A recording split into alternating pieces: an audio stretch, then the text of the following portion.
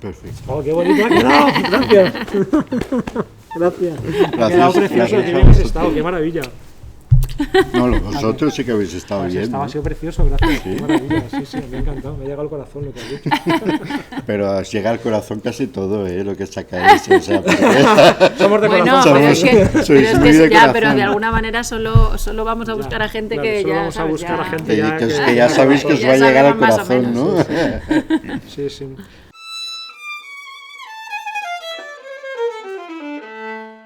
Pues es como si toda nuestra vida confluyera en este momento con Fernando Mora, porque de alguna manera todo nuestro canal, la línea editorial, si es que tenemos algo parecido de nuestro canal de YouTube, tiene que ver mucho con tu trabajo y contigo, e incluso con el título de alguno de tus libros, ¿no? Sobre todo el último libro que pondremos por aquí, El perfume de la existencia, no dualidad y sufismo, Ibn Arabi, no sé si lo he dicho bien. Sí, sufismo y no dualidad, pero perdón, lo has dicho bien, el no orden de los factores no altera el producto. El sufismo y la no dualidad tienen la propiedad conmutativa, ahora lo sabemos gracias a Fernando Mora, que también es el autor de el que para mí es la más completa introducción, y yo diría incluso que obra en castellano sobre Ibn Arabi, que también lo pondremos por aquí, Ibn Arabi, Vida y enseñanzas del gran místico andalusí en Cairós, de Fernando Mora.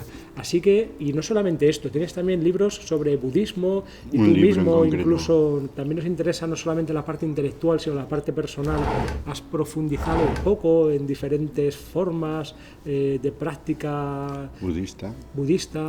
Entonces podemos hablar un poco de esto, a lo mejor para empezar, ¿no?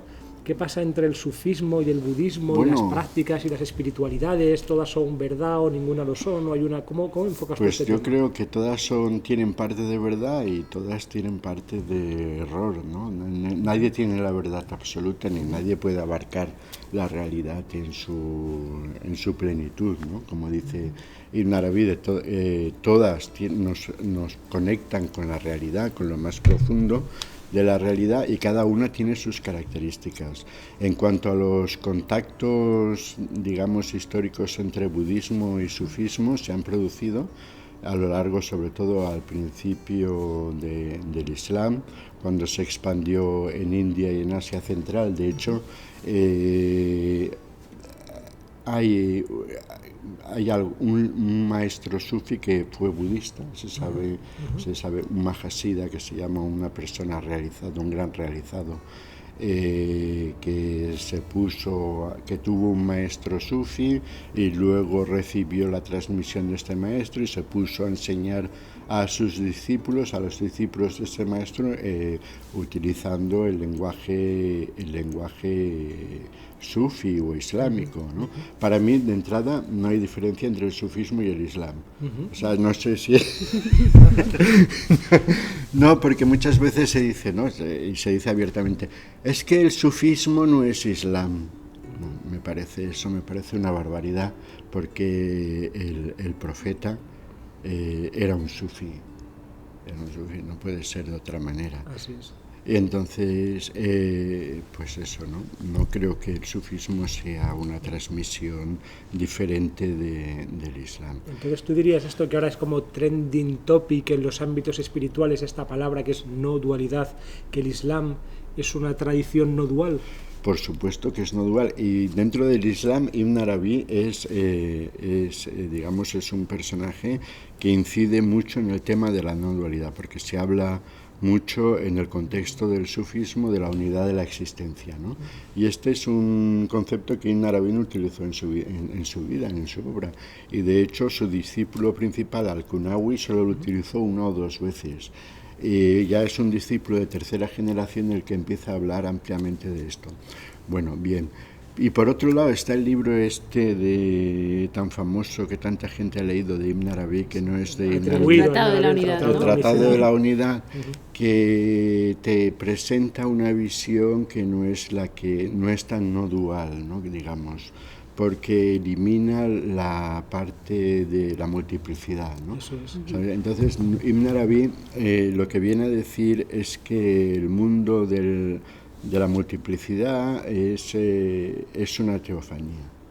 Eso es una manifestación de Dios. Tajalli, ¿no? Sí, es un tajalli. No es Dios, claro, no es Dios, pero es una manifestación de Él. Del mismo modo que nuestras palabras no son nosotros, pero son una manifestación nuestra, ¿no?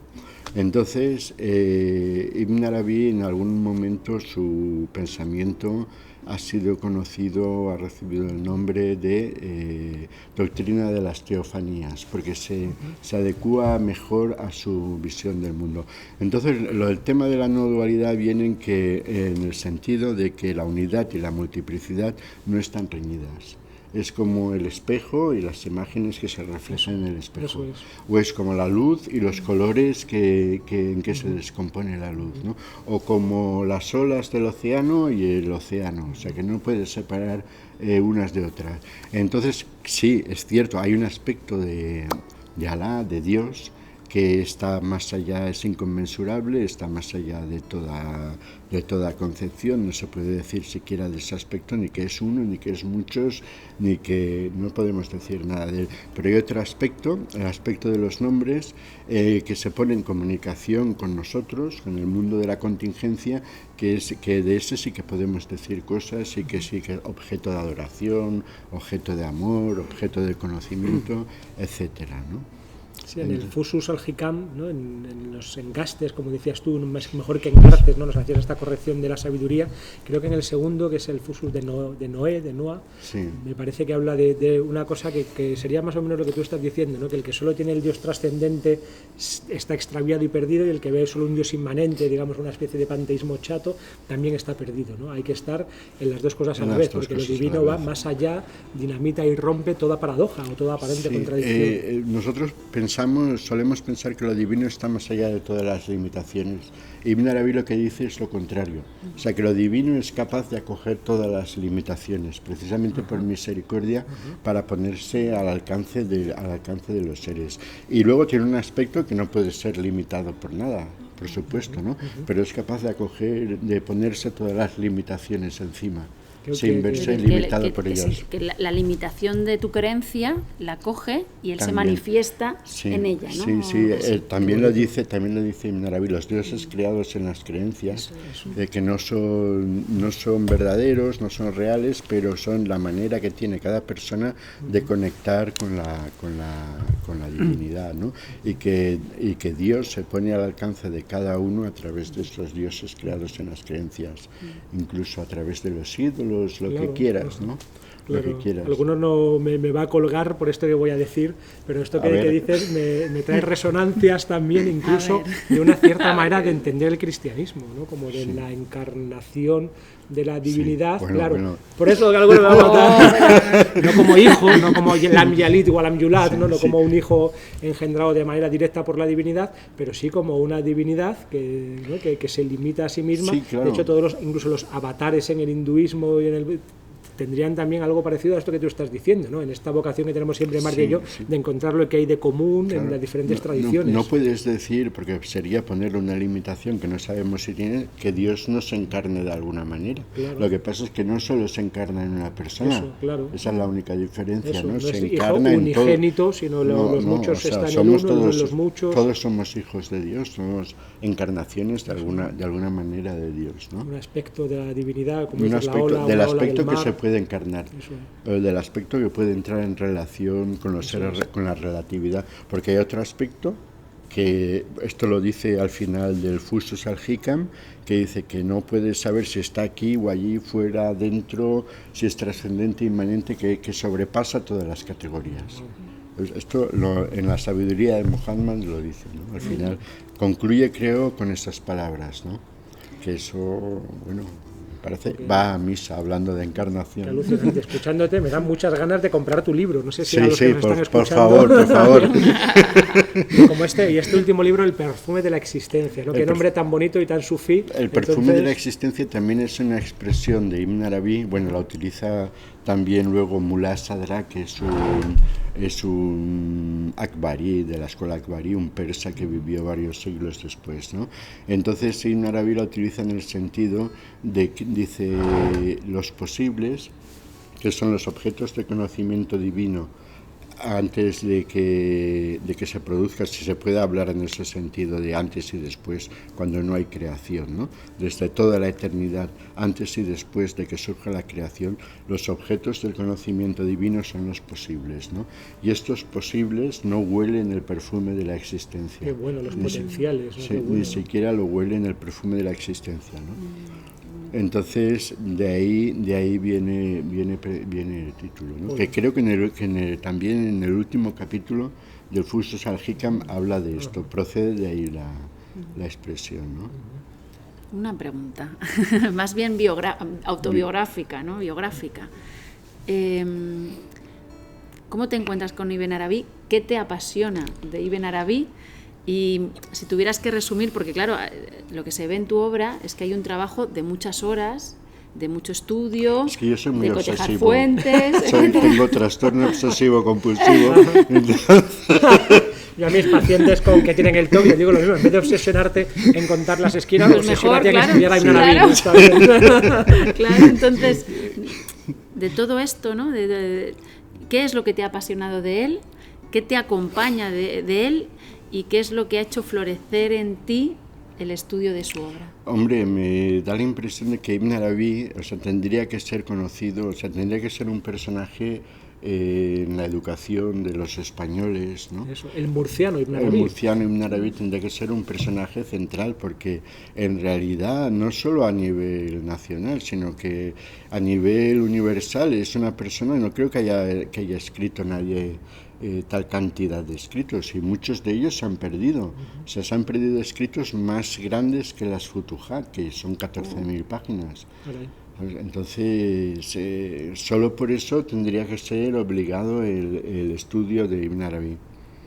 Luego, pues también hay algún tipo de experiencia personal en algún momento, ¿no? Que de alguna manera pues te lleva hacia confluir, ¿no? con este personaje. Pero eso lo dejaremos para otra ocasión, ¿no? Qué pudor. Sí, es el pudor, porque claro, no se pueden desvelar los secretos de la intimidad, ¿no? De la alcoba. Está bien, a la vista de todos. A la vista de todos, ¿no? Exacto. Tenemos unas entrevistas que no sé si las habré ya publicado, entonces las pondríamos por aquí, en el que estuvimos con Dokushov Villalba, sí. Y luego acuñó una frase Mardía que nos pareció una genialidad, que también causó cierto revuelo en Facebook, que decía, no sé si será por hipermetropía espiritual, pero cuando estábamos hablando yo no veía religiones, solo veía uno, ¿no? Y cuando estuvimos hablando con Dokushov, y tuvimos la impresión de que a él le pasó algo parecido, ¿no? Que estábamos hablando entre budismo y sufismo, y que eran como diferentes lenguajes o aproximaciones para hablar de algo de lo que no se puede hablar, pero que hablábamos de lo mismo. Tú que eres también sufi budista sufi, ¿cómo vives esta cosa? Yo la verdad la vivo muy bien, no veo ninguna contradicción. Lo que pasa es, claro, si yo me pusiera a hablar con budistas o me pusiera a hablar con supuestos sufís de cuál es mi vivencia, probablemente no me entenderían, ¿no? Porque yo sigo haciendo meditación o lo que se supone que hace un budista, ¿no? Pero al mismo tiempo he añadido, digamos, la cosmovisión, la visión de Ibn Arabi a mi vida, ¿no? Entonces, claro, es una paradoja continua, pero yo creo que lo llevo bien, porque mientras no hable demasiado de ello, no tengo problemas, ¿no? Pero Dokushov en realidad es que es una persona muy abierta y ha evolucionado mucho a lo largo de los años, y con Dokushov se puede hablar de cualquier cosa. Y vamos, yo he estado con él, y hemos hablado largo y tendido de muchas cosas, y es esto, ¿no? Que es una persona muy abierta. No sé si ocurre lo mismo con otros maestros budistas, ¿no? Claro, exacto. Resúmenos a Ibn Arabi en un par de párrafos. En un par de párrafos, pues sería: Ibn Arabi es un Corán viviente, es un Corán de carne y hueso, como muchos otros santos. Él habla de los santos muhammadíes, que son los santos que heredan las ciencias y los carismas del profeta. Entonces, uno de los carismas es este, ¿no? Convertirse en un Corán viviente. En un Corán viviente, de tal manera. Él habla de esto también, que dice, hay santos muhammadíes que no saben árabe, pero que son capaces de determinar, de decir si una persona está recitando bien o no el Corán. Él habla de uno de los maestros de Abu Median, de Sevilla. Abu Yaza, creo que se llamaba, un maestro del Magreb que tenía este don. Entonces, una de las cosas de Ibn Arabi es esto, ¿no? Que está totalmente, pero hasta unos puntos inimaginables, identificado con el Corán. Él sabía el Corán del derecho, del revés, sabía la forma de cada palabra, todo, lo sabe todo. Pero otro aspecto muy importante es la visión pura, compasiva de la existencia. Pues él no ve el mal en ningún lado. Él lo viene a decir, esta es la visión propia de los santos. Los santos, los profetas y los mensajeros tienen que traer una sharia, una ley al mundo, tienen que distinguir entre el bien y el mal, ¿no? Pero los santos no tienen, porque no están obligados, no es su oficio, ¿no? Entonces, pues pueden verlo todo positivo, ¿no? Y de hecho, pues él llega ya lo hemos comentado antes, o sea, todo lo que aparece en el Corán que tiene una connotación negativa, él le da la vuelta y lo convierte en totalmente santo, positivo. Dice, los hombres de la misericordia, la perfección y la intimidad no ven ni en el Corán ni en la realidad nada que sea negativo. Entonces, esto es digamos, lo que resume para mí todo el pensamiento de Ibn Arabi. Y lo que le ha suscitado muchas críticas y muchos problemas también a lo largo de la historia, porque él viene a decir, todo nace de la misericordia y todo vuelve a la misericordia, incluso los supuestos tormentos infernales, que creo que te lo comentabas tú en una entrevista de estas, ¿no? Se convierten en gozo porque los que están en el infierno, si fueran al cielo, sufrirían en el cielo. Entonces, lo que ellos son seres ígneos que están experimentando algo que es adecuado para ellos, ¿no? Y están en un estado de felicidad al final. O sea, todo está destinado a la felicidad. Entonces, una cosa, perdona, sigue. Sí, me llamó la atención, no sé si voy a meter mucho la pata, porque sí es Ibn Arabi, ¿verdad? Este famoso libro en el que habla de sus maestros, ¿no? De maestros andalusíes, ¿no? Sí. Por Asil Palacios. Sí. Y entonces yo lo leí hace tiempo y me llamaron la atención dos cosas. Primero, el wird, el aurato, la práctica que hacen cotidianas de unas ciertas repeticiones, de unos ciertos nombres divinos, es prácticamente idéntica a la que conocemos nosotros, que se hace en la Tariqa Naqshbandi, lo cual para mí fue súper chocante, ¿no? Ver que en el siglo XII estaba Ibn Arabi haciendo lo mismo que se hace como siglos después, ¿no? Y también me llama mucho la atención y que rompe mucho este estereotipo que se tiene de la Edad Media musulmana, que tuvo varias maestras y que habla de ellas como de un nivel espiritual impresionante. Y si Ibn Arabi tuvo en la Murcia de la época varias maestras, es que tenía que haberlas a punta pala, ¿no? La sabía. De hecho, él tiene una referencia que creo que está por aquí en este libro, que dice que la transmisión de la jirca del manto la transmitió a 14 mujeres, casi un hombre, ¿no? Y un hombre. Wow. ¿Sabes? O sea, que fíjate si había mujeres. Y luego también habla de una mujer, dice, de una mujer que conoció en Meca, una asceta, dice, una de las personas más inteligentes de mi época. Wow. ¿Sabes? Que incluía... Que tenía la caballería espiritual, ¿no? Sí, era un caballero espiritual, una caballera. Sí. Entonces, claro, lo que no asocio es Edad Media e Islam, porque la Edad Media es un concepto cristiano. Es un concepto cristiano, claro, y feudal. ¿Sabes? Es el feudalismo. En los territorios islámicos no había otra cosa. Mejor o peor no lo sé, ¿no? Pero no había este régimen feudal, ¿no? Luego entró, digamos, al Andalus en la Edad Media cuando fue conquistado. Ahí sí que... Más bien fue después, claro. Pero el siglo XIII, en cierto sentido, es un siglo de mucho auge y ya justo cuando se muere... No sé muy políticamente...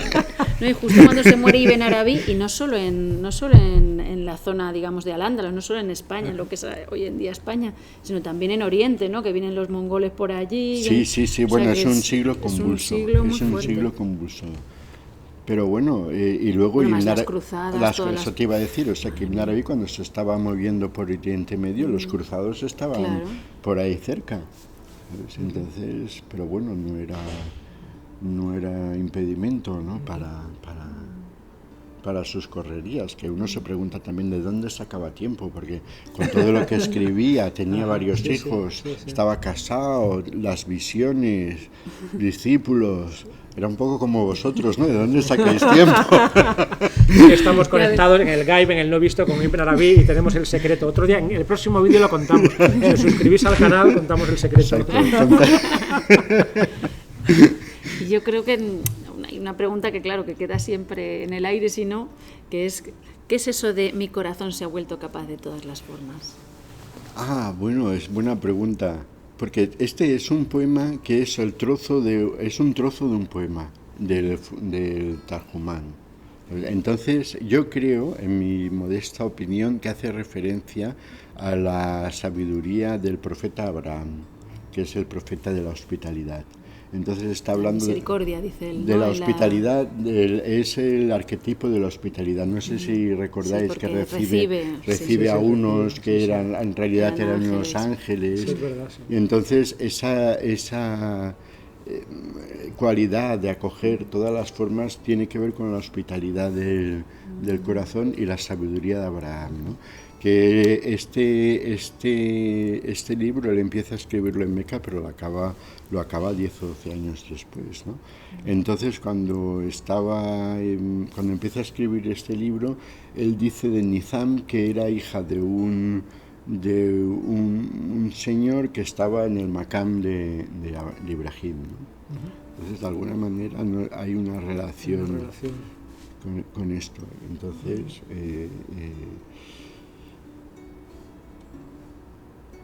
hay un secreto ahí. No hay un secreto.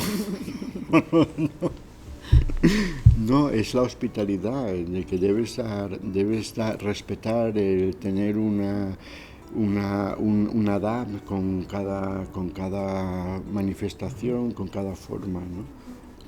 Incluso con cada manifestación religiosa, ¿no? En el Corán, volviendo otra vez al Corán, se habla mucho de libertad religiosa. Sí. Continuamente. ¿No? Continuamente. Sí. O sea, incluso a los kafirún, digamos, lo que se mal traduce como infiel, ¿no? Que serían más bien los kafres, ¿no? Los que hacen el mal a propósito o algo así. Lakum dinukum waliyuddin. O sea, vosotros tenéis mi forma de vida y yo la vuestra y ya está. Sí. Y dice, os he dado diferentes ritos, os he dado diferentes mensajeros, si hubiera querido, se hubiera hecho a todos iguales, etcétera. Para que os conozcáis unos a otros. Sí, ¿no? Qué bonito. Que es un signo también de la presencia de Dios, ¿no? Y volviendo a tu pregunta de antes, ahora que digo lo de la presencia de Dios, otra de las características del mensaje de Ibn Arabi, otro de los puntos fuertes, es el percibir a Dios en todas las situaciones y en todas las cosas, ¿no? Y en todos los seres. Esto es categórico. Yo creo que toda su obra está enfocada a hacer que el lector, a aproximar al lector a ese tipo de vivencia, ¿no? Qué bien, nos quedamos ya en el silencio, que no sé si es el silencio del Buda o el silencio de Ibn Arabi, porque ya nos toca y nos abre los corazones, ¿no? Siempre hablar de estos temas trae también un aroma, el aroma o un sabor, ¿no? La gente del sabor, o el aroma de la existencia de Fernando Mora. Sí, bueno, el aroma de la existencia de Ibn Arabi, Fernando Mora. Pero el libro se llama así, El aroma de la existencia. Sí, es verdad. Es un mero copista. Es un mero copista. Sí, es un amanuense. No espero nada más. Sí, la verdad es que lo único que he intentado es, claro, siempre lo pasas por un filtro personal, pero transmitir de la manera más fehaciente, objetiva, pues lo que dice Ibn Arabi, ¿no? ¿Sabes? Entonces, cuando profundizas mínimamente en él, te das cuenta de eso, ¿no? De dónde está viviendo continuamente, que está viviendo del Corán. Él mismo lo dice, todo lo que hablamos en nuestras reuniones y en nuestros escritos procede del Corán y de sus tesoros. Lo dice explícitamente. Entonces no hay vuelta de hoja. Si te gusta Ibn Arabi, te gusta el Corán. Si te gusta Rumi, te gusta el Corán. No lo puedes separar, ¿no? ¿Sabes? Hay como una tendencia hoy en día, la New Age, o no sé cómo llamarlo, ¿no? a este tipo de separaciones y reduccionismos, porque en realidad es un reduccionismo, ¿no? Lo que pasa es que el Corán, para la mentalidad occidental de esto, en el primer capítulo donde hablo de Américo Castro y Sánchez Albornoz, que tienen una polémica, siempre habían tenido una polémica ellos dos, ¿no?, en cuanto a la presencia del Islam, del elemento islámico y judío en la cultura española, pues también tienen polémica en cuanto a Ain Arabí, ¿no? Y entonces Américo Castro hace un análisis de la mentalidad islámica que te da claves para entender el Corán.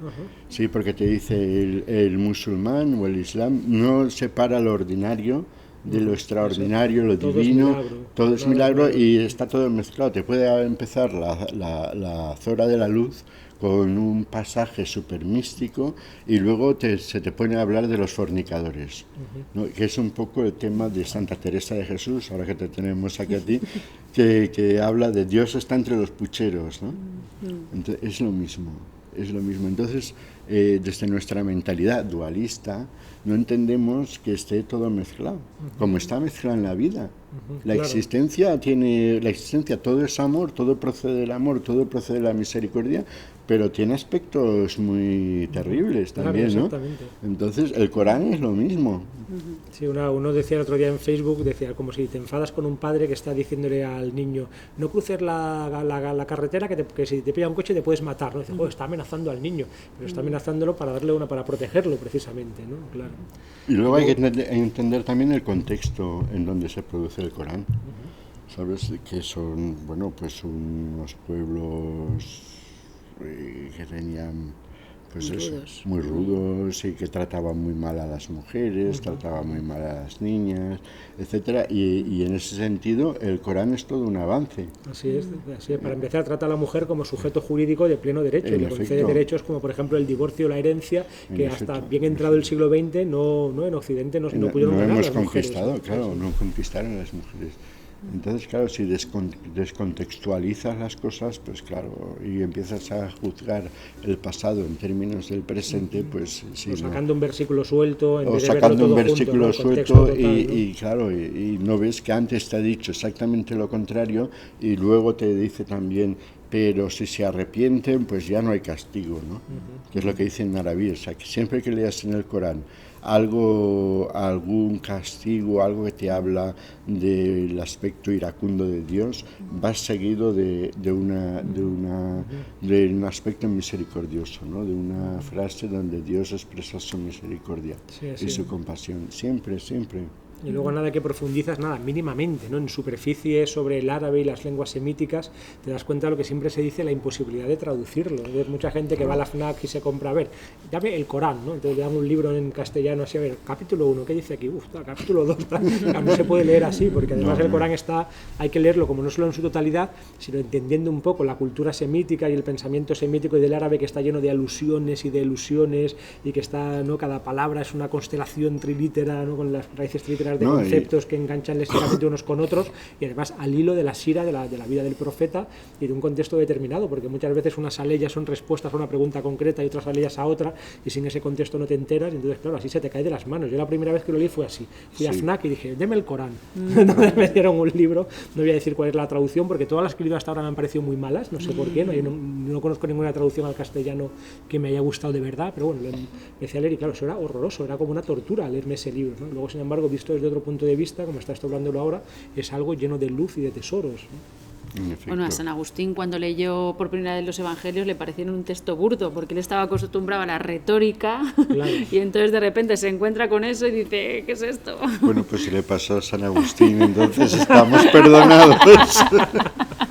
Sí, a mí me ha pasado con la Ilíada y el Corán, que me los quise acabar, porque decir, yo no voy a decir que no he leído la Ilíada, que no he leído el Corán, claro, y sí, madre mía, qué tortura, cada página que pasaba era una tortura. Sí, a mí me pasó al principio un poco con el Quijote, pero luego lo leí y vamos, es un libro esplendoroso, fabuloso, y además te diviertes muchísimo. A mí con el Quijote me pasó como con dejar de fumar, que lo conseguí a la tercera. Yo cuando me puse, la última vez cuando lo leí, pero a marchas forzadas, por así decirlo. Qué bien. ¿Sabes? Y vamos, me encantó. Y además tiene muchos elementos soterrados. Es un poco islámico. Musulmán. Sí. Bueno, ahora hay teorías de que era musulmán, ¿no? Que se puede hizo ser, musulmán estuvo mucho tiempo en Argelia y luego te lo está diciendo en el mismo texto. Esto está escrito por un historiador árabe, lo ha traducido un morisco y lo he comprado en un rastro, ¿no? Sí. O sea, dice, bueno, pues aquí hay algo seguro, ¿no? Desde luego, para mí, el Quijote es un personaje muy sufí, ¿no? O sea, Don Quijote de la Mancha es un personaje que recuerda un poco a Nasruddin en algunos aspectos. Por supuesto, sí. En unos aspectos muy sufí, esa forma de contar la historia, esas historias, sí, algo hay, sin duda una todo, influencia. ¿no? Y esa, digamos, el problema suyo, la locura la genera como un ideal, ¿no? Un ideal, ¿no? Frente a lo real, ¿no? Es un poco lo de Laila y Majnun, ¿no? La amada ideal, aquella. Exacto. María y yo siempre decimos que en el fondo toda locura es como un shirk, como una asociación de algo a la divinidad. Si uno pone lo real, lo absoluto y lo tal en el centro de su vida, eso sería, entre comillas, la salud, ¿no? Y tomar la parte por el todo, que yo lo llamo hacer una sinécdoque, poner algo parcial o algo ideal o algo no real en el lugar del todo, es lo que empieza a generar una distorsión que al final acaba en la locura, ¿no? Así lo definimos María y yo en algunos de nuestros vídeos, ¿no? Cómo se nota que estás casado con un especialista en literatura, ¿no? Con esto de la sinécdoque. Se pregunté a ella. La salida tomar la parte por el todo, ¿cómo se llama? Esto me salió a mí, ¿no? Pero casi todo lo bueno que tengo me ha salido de ella, ¿eh? No lo dudo. La verdad, me ha salido a mí me ocurrió lo mismo. Casi todo lo bueno que tengo me ha salido de mi mujer. Bueno, que ahora me estaban entrando ganas de hacer un vídeo sobre Cervantes, así que... Pues la verdad que es muy interesante. Incluso toda su obra, o sea, bien mirada como... pero desde el plano del imaginario, ¿no? Buscando referencias concretas, en plan literalista, ¿no? Pero toda su obra en el fondo y su vida tiene una dimensión muy ascética, porque él fue un fracasado continuo. Es decir, él quería ser un dramaturgo como era Lope de Vega en ese momento, o quería ser un gran poeta como Garcilaso, y no hacía como Góngora, y no hacía más que fracasar, o sea, porque no lo conseguía. Las obras de teatro que hizo, salvo sus obras cortitas, los entrepeses eran como infumables, las obras largas que acometió, en poesía tampoco llegaba y de todos sus fracasos, de repente nace el Quijote, ¿no? Que es una suma de sus fracasos. Exacto, una obra del fracaso que es el gran éxito en el fracaso, ¿no? Más sí.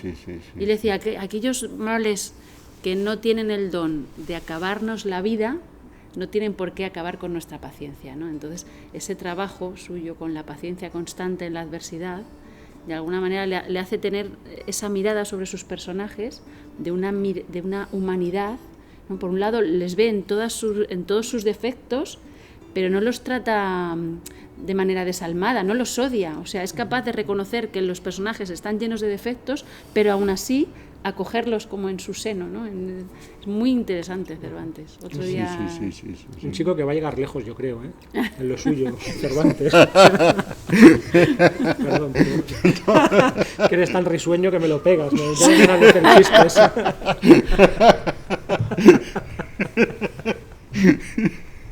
Bueno, ¿lo dejamos ya o queréis hablar de algo más?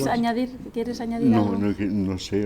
¿Por qué después de este primer libro, que es tan completo, tan introductorio, por qué vuelves otra vez? ¿Qué es lo que te faltó por decir? Que es que no hemos podido leer todavía eso es una pena. Parte del libro son artículos que han salido en el Azufre Rojo. Entonces, y hay algún capítulo que también son charlas y cosas de este tipo, ¿no? Hay otros que son totalmente nuevos, ¿no?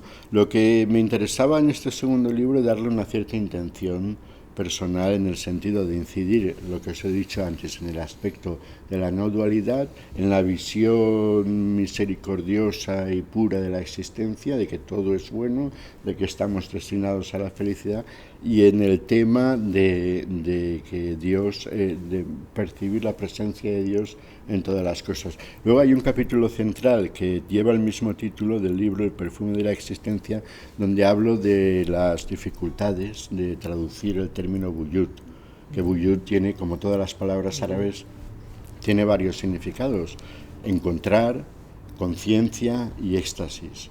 Entonces es una palabra muy seria y te está diciendo que el tema de lo que nosotros llamamos la existencia trasciende el marco de la filosofía y que entra de lleno en el marco de la mística, de la experiencia contemplativa. La existencia no se puede definir, es una experiencia mística, ¿no? Que solo te puede venir en un estado de apertura mística. Y luego analizo en ese capítulo y en el siguiente, donde hablo de la creación continua, el tema de que el Islam no es esencialista. El sufismo, porque te está hablando de que la creación se está produciendo a cada instante. O sea, a cada instante volvemos a la nada, porque venimos de la nada y a cada instante, por la misericordia, nos rescatan al ser, a la existencia de nuevo, ¿no? Entonces, de alguna manera, según esta visión, no hay nada cerrado. Ibn Arabi dice, la vida de todas las personas, o la vida de las personas es toda ella un relato. Cuida de que tu vida sea el mejor de los relatos. Y acaba así las Futuhat. Qué bonito. La vida como aventura hermenéutica, ¿no? Que siempre estamos hablando de esto. Esto que dices del wujud como éxtasis también, existencia, como ser, recuerda mucho la tríada famosa hindú de Satchitananda, ¿no? La propia es verdad. Es también beatitud, es también éxtasis. Sí. Con la salvedad de que en árabe lo que nosotros traducimos como existencia es encuentro, ¿no? Encuentro. Entonces es ser encontrado, encontrarse o estar presente en alguna de las dimensiones de la realidad, ¿no? Sería, puedes encontrar tú o te pueden encontrar a ti. Seguramente la existencia, o lo que llamamos existencia, que es una mala traducción de la palabra wujud, aunque yo me inclino por ella, ¿no? Por motivos que explico luego en el libro, eres encontrado por Dios, ¿no? Entonces es lo que te da, ese encuentro es lo que te da consistencia en la existencia, ¿no? Para acabar de cerrarlo en la no dualidad es cuando Dios encuentra a Dios, ¿no? Dios encuentra a Dios en nosotros, en nosotros, porque claro, es la parte, digamos, aunque Dios, quizá me van también a fustigar como a ti, ¿no? En esto, ¿no? Pero aunque Dios lo conoce todo y es perfecto, digamos, no conoce la ignorancia y entonces necesita desconocerse, necesita esta aventura, pasar esta aventura, bueno, no necesita porque no necesita nada, ¿no? Pero es una aventura, la aventura del desconocimiento y del reconocimiento, ¿no?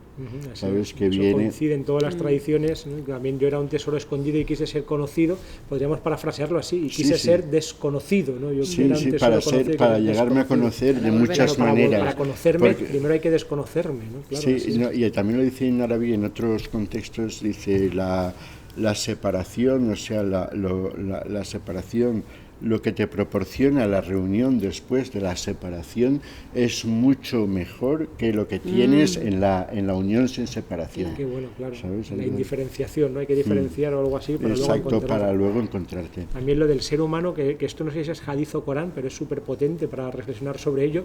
Cuando dice Allah, ¿no? Dios dice, yo soy el secreto, el sir, creo que es la palabra que utiliza del ser humano, y el ser humano es mi secreto, mi sir, ¿no? Yo nunca había entendido esto muy bien, cómo es esto, ¿no? Que también dice Dios que el ser humano pone en un juego de espejos, pero en esta línea que tú hablas de Dios desconociéndose a sí mismo para reconocerse en lo humano, de repente se puede entender también esta aleya o este hadith, ¿no? Claro, y por otro lado, el desconocimiento y la ignorancia y los velos que supuestamente tiene Dios puestos por encima solo los puede poner Él. Claro. ¿Sabes? No somos nosotros no tenemos ni parte, ni arte, ni nada, ¿no?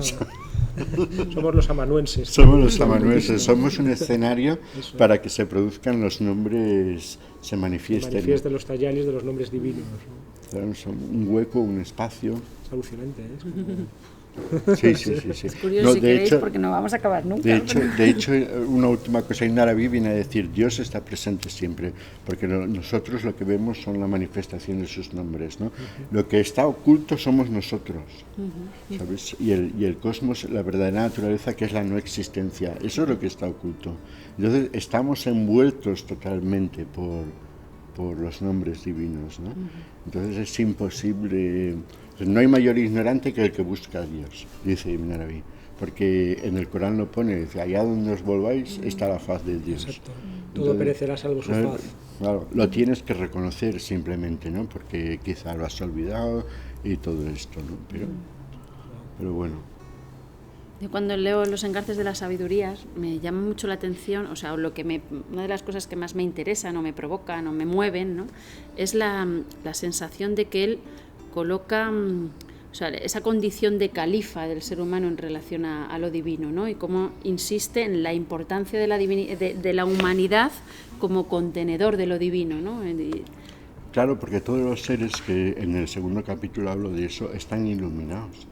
Todos los seres perciben a Dios, los seres irracionales, y los ángeles, etcétera, pero ellos no tienen la experiencia de elegir conscientemente ese camino, ¿no?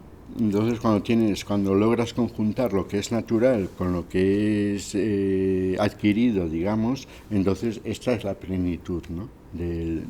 Claro, por eso el ser humano tiene un grado más, ¿no? Dicen. Sí, wow. Qué alucinante. Sí, la verdad que sí. Nos quedamos en el éxtasis de la existencia, totalmente, oliendo el perfume oliendo, de Fernando Mora. Bueno, pues ya vamos a dejarlo. Sí, lo dejamos ya o seguimos.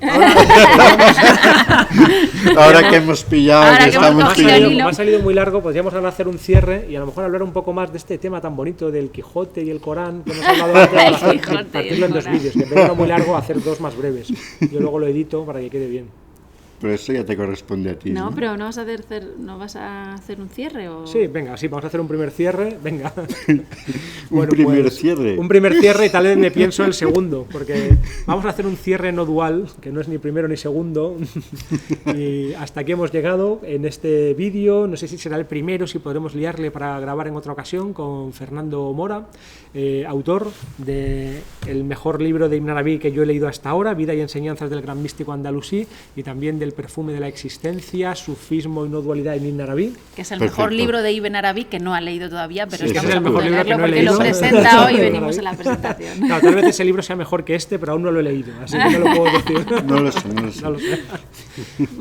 Y nada, como siempre ha sido un placer, Gracias ya sabéis. A vosotros. Gracias. Ya sabéis que por la propia dinámica del medio os animamos siempre, si el vídeo os ha gustado, para que podamos seguir grabando más vídeos como este, a que le des a like, a que lo compartas en redes sociales, y si no lo estás todavía y te ha interesado, que te suscribas al canal. Así que esto ha sido todo por nuestra parte. Muchísimas gracias y bendiciones. Pero vamos a hablar de esto en el ¿no? ¿Que no estamos grabando todavía? Sí, estamos grabando. Si quieres, esto lo podemos poner también.